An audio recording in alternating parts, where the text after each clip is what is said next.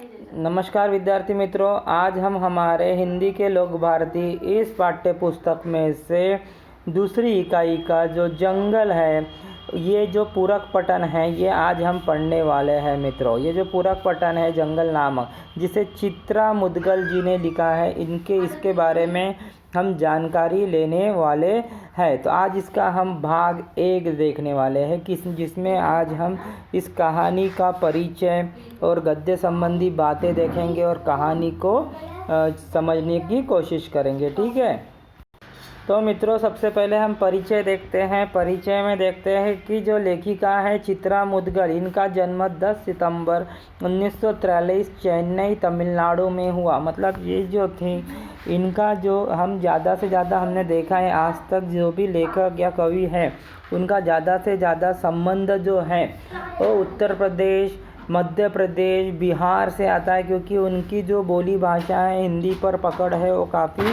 मजबूत होती है। लेकिन आज हम देख रहे हैं कि जो चित्रा मुदगल जी है, जो चेन्नई में जिनका जन्म हुआ है, जो मतलब हम देखा जाए तो उनकी जो भाषा है वो तमिल भाषा है, फिर भी उन्होंने हिंदी में इतना प्रभावी लेखन किया है।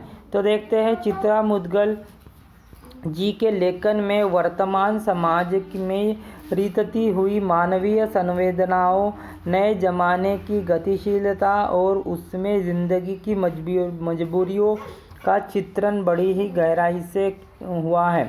मतलब उन्होंने इसमें बताया है कि जो मानवीय संवेदना है वर्तमान युग में, वो क्या होती है, दिन ब दिन कम होते जा रही है। आप देख रहे हैं जो सेंसिटिविटी है, जो मानवीय संवेदना है, अगर किसी को कुछ होता है तो हमें दुख होता है, अगर किसी के घर में खुशी होती है तो हमें खुशी होती है। तो इस प्रकार की जो मानवीय संवेदना है वो आज कहीं ना कहीं कम होती नज़र आ रही है। नए ज़माने की गतिशीलता, आजकल का जो ज़माना है आपको पता है काफ़ी गतिशील हो गया है, अपन बोलेंगे फास्ट हो चुका है, और उस कारण ज़िंदगी में काफ़ी मजबूरियाँ होती है, जिसके कारण वह बहुत से काम कर नहीं पाते। तो उनकी ये कुछ प्रमुख कृतियाँ हैं जो उन्होंने अपने जीवन काल में, अपने जीवन जो अपने कार्यकाल में लिखे हुए कुछ ये है उनकी प्रमुख कृतियाँ जो काफ़ी प्रसिद्ध हुई है। इनके बारे में आप पढ़ लो।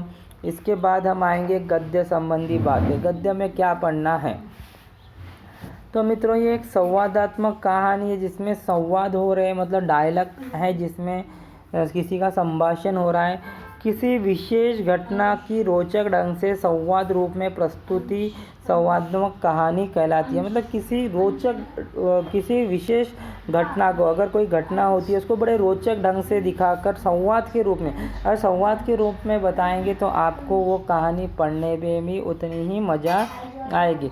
प्रस्तुत कहानी में मुदगल जी ने खरगोश के माध्यम से बाल मानस की अनुभूतियों, प्राणियों के साथ व्यवहार, उनके संरक्षण एवं प्राणी मात्र के प्रति दया भाव दर्शाया। मतलब इस कहानी में उन्होंने क्या दर्शाया मित्रों, तो मुदगल जी ने खरगोश के माध्यम से, खरगोश पता है कि आपको एक प्राणी है, उसके माध्यम से बाल मानस की अनुभूति, मतलब उसके साथ जो बाल मानस, मतलब जो छोटे बच्चों के हृदय में जो अनुभूति होती है उसके प्रति, उसके बारे में इसमें बताया। प्राणी के साथ जो हमारा व्यवहार होता है उसके बारे में बताया है। उनके संरक्षण एवं प्राणी मात्र के प्रति दया भाव दर्शाया है।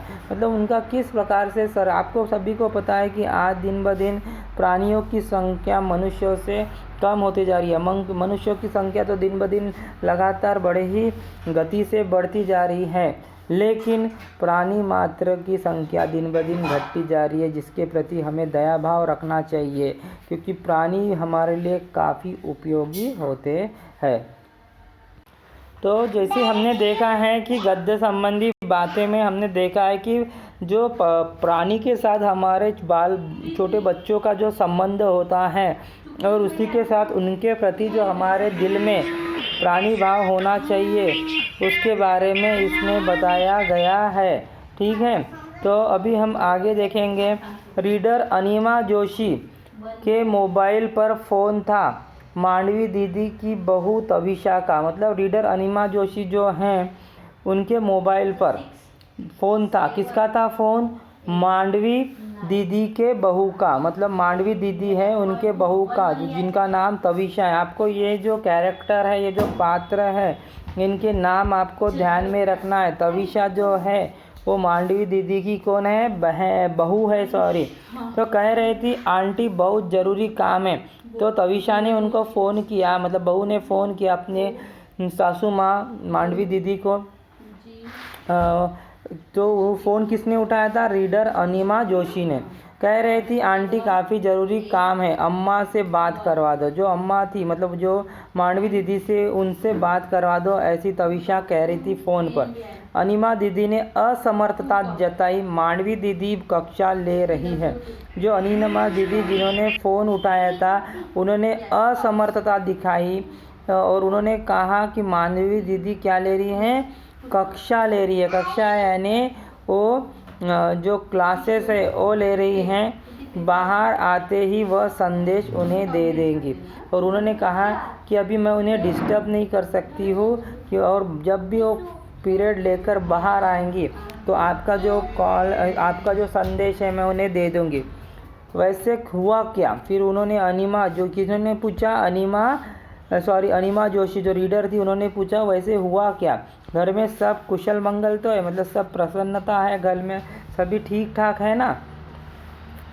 तो परेशानी का कारण बताने की बजाय तविशा ने उनसे पुनः आग्रह किया कि आंटी अम्मा से बात हो जाए। तो अगर उन्होंने फिर से रिक्वेस्ट की, अगर मैं आपको बताने में असमर्थ हूँ, लेकिन आप अगर फिर अम्मा से बात करवा दी तो काफ़ी अच्छा होगा। अनिमा जोशी को स्वयं उसे टालना बुरा लगा।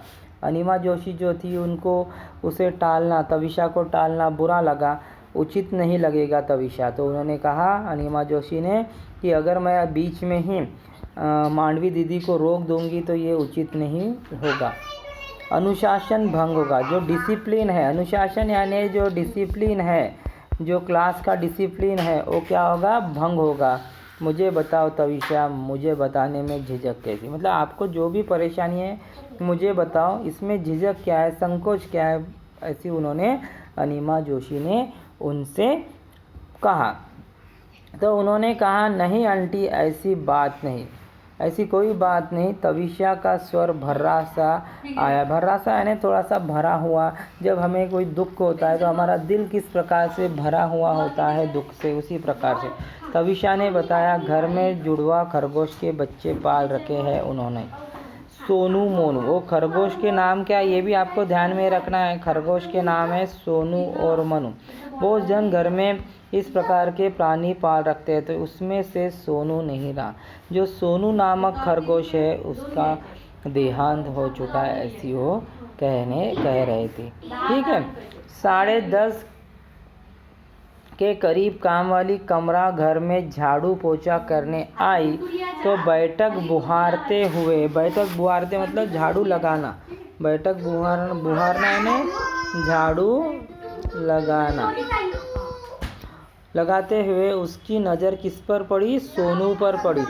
जगाने के लिए उसने सोनू को हिलाया।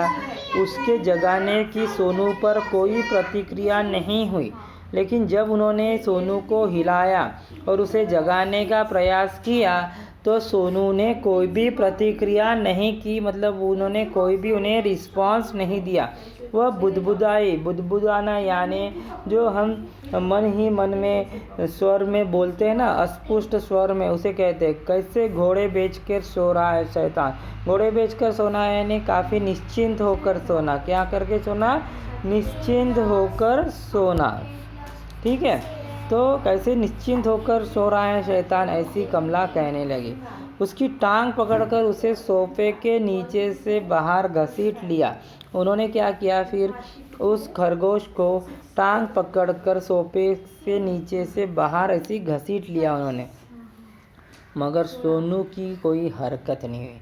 लेकिन फिर भी सोनू ने कोई हरकत की नहीं, एकदम शांत ढंग से वो उसी तरह से पड़ा रहा।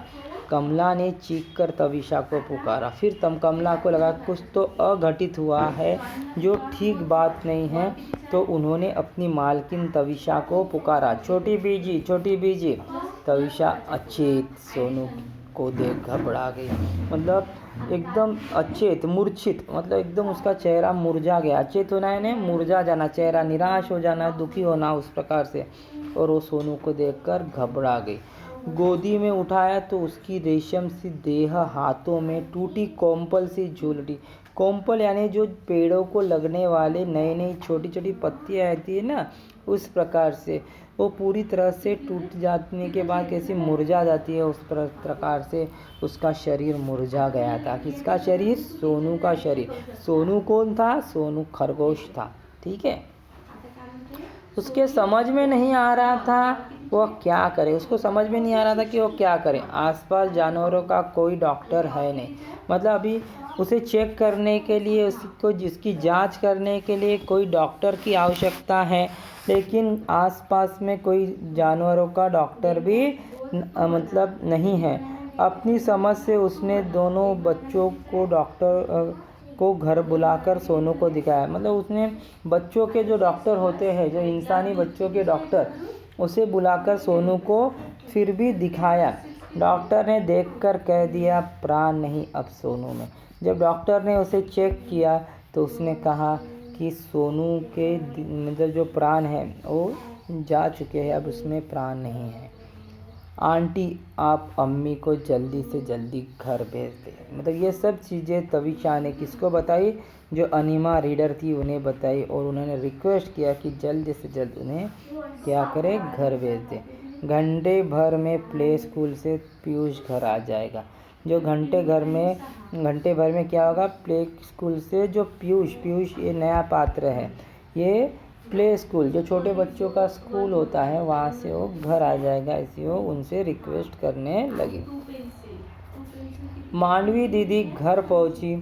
सोफे के बीच के खाली पड़े फर्श पर सोनू निश्चेत पड़ा हुआ था। मतलब कोई उसकी हलचल नहीं हो रही थी, एकदम शांत पड़ा हुआ था। पीयूष उसी के निकट गुमसुम बैठा हुआ था। जो पीयूष जो बच्चा प्ले स्कूल से आया वो एकदम उसके सामने मतलब गुमसुम सा बैठा हुआ था, उस एकदम शांत बैठा हुआ था। मोनू सोनू की परिक्रमा कर रहा था। जो मोनू था, जो दूसरा खरगोश था, वो अपने जो दोस्त या उसका भाई खरगोश जो दूसरा खरगोश था उसकी परिक्रमा मतलब उसके मतलब इर्द गिर्द क्या कर रहा था? चक्कर लगा रहा था, क्योंकि उसको भी समझ में नहीं आ रहा था कि ये क्या रहा। दाएं ठिठक और गौर से ताकने लगता, यहाँ वहाँ घूमता, उसे ताकता, कभी दाएं से कभी बाएं से। तो पीयूष की स्तब्धता मतलब उसकी जो शांतता थी, उसकी जो स्थिरता थी, उसे तोड़ना ज़रूरी था। मतलब पीयूष को काफ़ी क्या लगा था? शॉक लग गया था। उसने कभी इस प्रकार से जो मौत है वो देखी नहीं थी। वो छोटा बच्चा था, प्ले स्कूल में पढ़ने वाला है कि नहीं।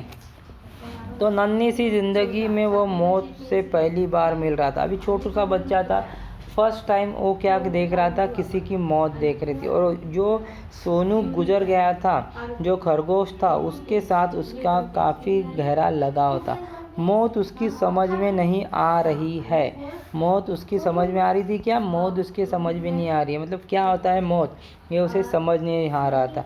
ऐसा कभी हुआ नहीं उन्होंने घर की घंटी बजाई हो और तीनों लपक कर दरवाज़ा खोलने न दौड़े।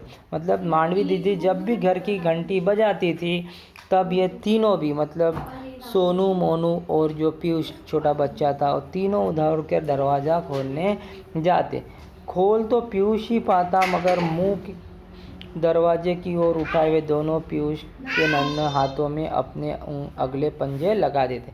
मतलब आपको बताते वो जानवर थे, वो तो दरवाज़ा खोल नहीं पाते थे, खरगोश थे, लेकिन पीयूष ही खोल पाता था। लेकिन पीयूष जिस हाथ से दरवाज़ा खोलता था उसके दोनों हाथों में वो अपने पंजे रख देते थे। मतलब इतना ज़्यादा उनका लगाव उस परिवार से था, इतना ज़्यादा मतलब अपनापन उस परिवार से था। पीयूष का सिर उन्होंने अपनी छाती से लगा लिया, फिर उन्होंने अपने हृदय से पीयूष को लगा लिया। पीयूष रोने लगा, दीदी दीदी, सॉरी दादी दादी, ये सोनू क्या हो गया? दादी सोनू बीमार है तो डॉक्टर को बुलाकर दिखाओ ना दादी। फिर पीयूष अभी छोटा बच्चा था, उसके समझ में नहीं आ रहा था, तो वो कहने लगा कि सोनू अगर बीमार है तो डॉक्टर को बुलाकर उसको दिखाते क्यों नहीं। अम्मी अच्छी नहीं है, बोलती है सोनू मर गया। वो कहने लगा कि अम्मी यानी जो तविशा है, जो उसकी माँ है, वो अच्छी नहीं है, ऐसी वो बोल रहा है और कह रहा है कि उसकी मम्मी ऐसी कहती है कि सोनू जो है, जो खरगोश है, वो क्या हो गया है, मर गया है। वह रूंधे स्वर को साधते हुए उसे समझाने लगे। रूंधे ने रोते, जो रूहाने से स्वर को, मतलब रोते हुए स्वर को में साधती हुई उसे समझाने लगी। रोते नहीं पीयूष, सोनू को दुख होगा। जो सोनू है, जो अभी मूर्छित अवस्था में है, उसे क्या होगा, दुख होगा। सोनू तुम्हें हमेशा हंसते देखना चाहता है। सोनू हमेशा तुम्हें कैसे देखना चाहता है, हंसते हुए देखना चाहता है। मोनू उनकी गोद में मुंह सटाए उनके चेहरे को देख रहा है।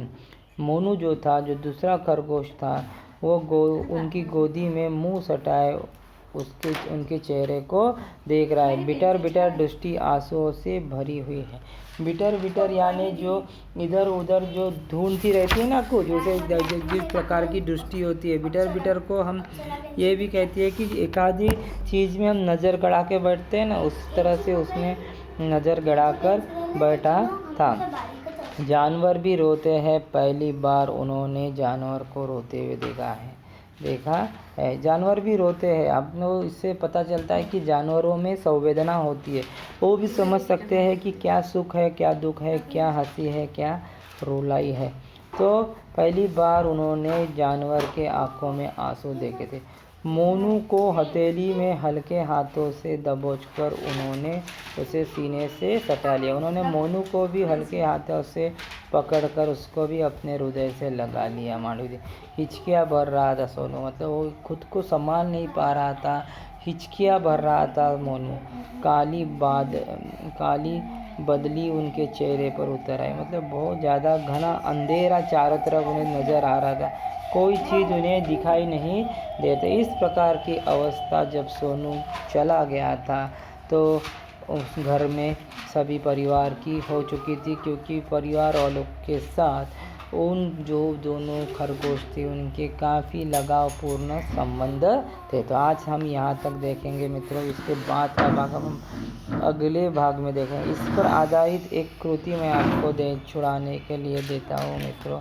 देखो, एक कृति है, इस कृति को आप छुड़ाने जो पाठ है उस पर परिवार, पीयूष के परिवार के सदस्य, ये जो आकृति है इसको आपको भरना है। पीयूष के परिवार के जो सदस्य है उनका नाम आपको लिखना है। दूसरा, परिच्छेद में आए एक पशु और एक पक्षी के नाम लिखना है। आपको आगे भी कहानी पढ़नी है जिसमें एक पशु और पक्षी हैं, उनके नाम आपको यहाँ पर लिखना है। तो इस प्रकार से आपको ये कंप्लीट करना है मित्रों। ठीक है, धन्यवाद।